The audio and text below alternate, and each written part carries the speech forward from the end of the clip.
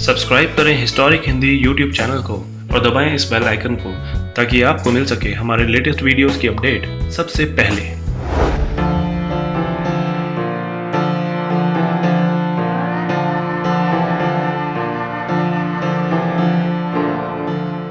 भारत के एक छोटे से गरीब परिवार से सालों पहले एक लड़का आया था जिसकी खूबी ने दुनिया को हिलाकर रख दिया था। वो लड़का गणित को बहुत चाहता था और उसकी चाहत ही आगे चलकर उसकी पहचान बनी। रामानुजन नामक उस लड़के के आने से पहले शून्य की खोजी आर्यभट्ट को ही भारत का सबसे बड़ा गणितज्ञ माना जाता था।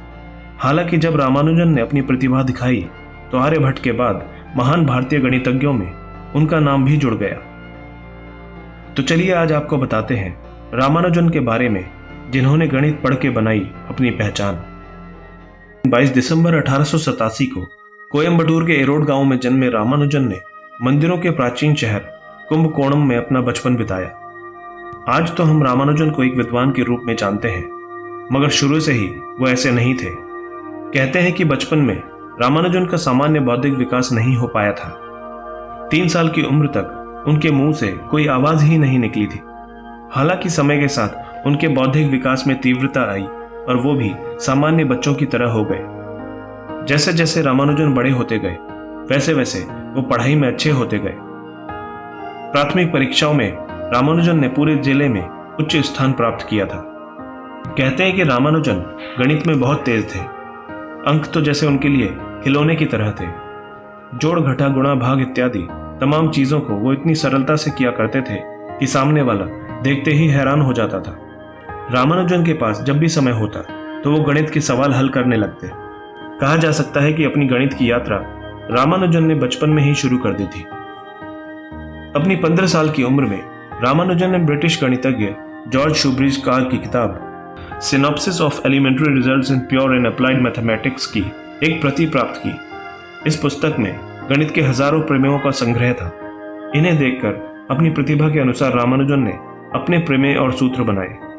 अपनी छोटी सी उम्र में ही रामानुजन ने उच्च कोटि का गणितीय ज्ञान अर्जित कर लिया था। उनके अंदर गणित के प्रश्नों को हल करने का एक जुनून सा छाया रहता था। वो चाहते थे कि बाकी महान गणितज्ञों की तरह उनके बनाए सूत्र भी दुनिया पढ़े। वो अपने दिन का ज्यादातर समय गणित के कठिन प्रश्नों और सूत्रों को खोजने में ही व्यतीत करते थे। कहते हैं कि उनमें गणित के प्रति इतनी जिज्ञासा थी कि वो कई बार तो रातों को उठ उठकर प्रश्नों को हल करने लगते थे। रामानुजन गणित में तो अव्वल थे, लेकिन बाकी विषय उनके लिए नीरस थे, जिस कारण वो 12वीं की कक्षा में 2 बार फेल हुए। हालांकि जिस कॉलेज में पढ़ते हुए रामानुजन 2 बार फेल हुए, बाद में उसका नाम बदलकर रामानुजन के नाम पर ही कर दिया गया। वक्त के साथ रामानुजन की गणित पर पकड़ और भी अच्छी होती गई। 1911 में रामानुजन ने अपना पहला शोध पत्र journal of Indian mathematical society में प्रकाशित किया। भारतीय तो रामानुजन की खोज और ज्ञान को पसंद करते थे, मगर अंग्रेजों के लिए यह अजीब था। उन्हें नहीं लगता था कि कोई भारतीय ऐसी काबिलियत रखता होगा। यही कारण था कि उनके शुरुआती प्रकाशन ब्रिटिश ने ज्यादा प्रसिद्ध नहीं होने दिए। सन 1913 में उन्होंने विश्व प्रसिद्ध ब्रिटिश गणितज्ञ में से एक प्रोफेसर गॉडफ्रे हेराल्ड हार्डी के साथ पत्राचार शुरू किया।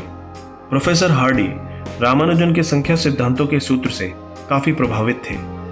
उन्होंने देखा कि रामानुजन के अंदर काबिलियत का भंडार है और अगर उसे सही रूप से इस्तेमाल किया जाए तो वो जरूर बड़ा नाम कमा सकते हैं। यही कारण है कि हार्डी ने उन्हें कैम्ब्रिज विश्वविद्यालय में गणित की पढ़ाई करने का निमंत्रण दिया।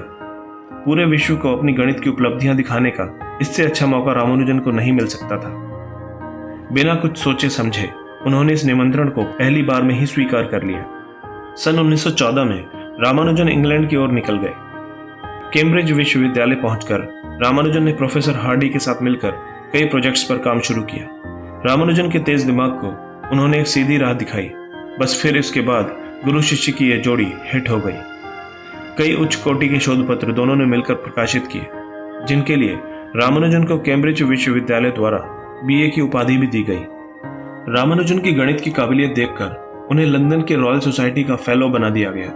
ब्रिटिश उपनिवेश में एक अश्वेत व्यक्ति को रॉयल सोसाइटी की सदस्यता मिलना बहुत बड़ी गर्व की बात मानी जाती थी। रॉयल सोसाइटी के पूरे इतिहास में रामानुजन सबसे कम उम्र के सदस्य थे। इसके बाद रामानुजन ट्रिनिटी कॉलेज की फेलोशिप पाने वाले पहले भारतीय भी बने। हालांकि सन 1917 में तपेदिक से संक्रमण के कारण रामानुजन को 2 साल बाद ही भारत लौटना पड़ा। यहाँ उन्होंने मद्रास यूनिवर्सिटी में पढ़ाया और अपने आखिरी समय में मॉक फीटा फंक्शन पर एक उच्च स्तरीय शोध पत्र भी लिखा, जिसका उपयोग आज चिकित्सा विज्ञान में किया जाता है। इसके अगले ही साल इस महान गणितज्ञ की युवा आयु में ही मृत्यु हो गई। अपनी 32 साल की छोटी सी उम्र में रामानुजन ने गणित के विकास में वृहत स्तर का योगदान दिया था, जो अमूल्य है। रामानुजन के जन्मदिन 22 दिसंबर को राष्ट्रीय गणित दिवस के रूप में मनाया जाता है। इंग्लैंड के प्रमुख गणितज्ञ G.S. हार्डी श्रीनिवास रामानुजन को यूरल, गॉस, आर्किमिडीज व न्यूटन जैसे दिग्गजों की श्रेणी में ही मानते थे। 32 साल के अल्प जीवन में रामानुजन ने कई प्रमेय लिखी और जिनका प्रकाशन इनकी मृत्यु के बाद भी हुआ, जिसमें से ज्यादातर प्रमेयों को दशकों तक कोई सुलझा नहीं पाया। एक सदी बाद आज इन सूत्रों का इस्तेमाल ब्लैक होल के व्यवहार को समझने के लिए किया जा रहा है। जहां दुनिया समझती थी शून्य मतलब नगण्य, मतलब कुछ भी नहीं, वहीं भारतीय खोजकर्ताओं ने यह साबित किया कि शून्य मतलब शुरुआत और अनंत होता है। भारतवासियों ने कई बार और बार बार साबित किया है कि उनका ज्ञान किसी से कम नहीं बल्कि सर्वोत्तम है। आप क्या कहेंगे भारत के इस महान गणितज्ञ के बारे में? कमेंट बॉक्स में अपने विचार जरूर बताएं। दोस्तों, अगर आप भविष्य में भी ऐसी ही इंटरेस्टिंग और इन्फॉर्मेटिव वीडियोस देखना चाहते हैं तो आज ही हमारे चैनल हिस्टोरिक हिंदी को सब्सक्राइब कर लें, ताकि हमारा हर नया वीडियो आप तक पहुंच सके।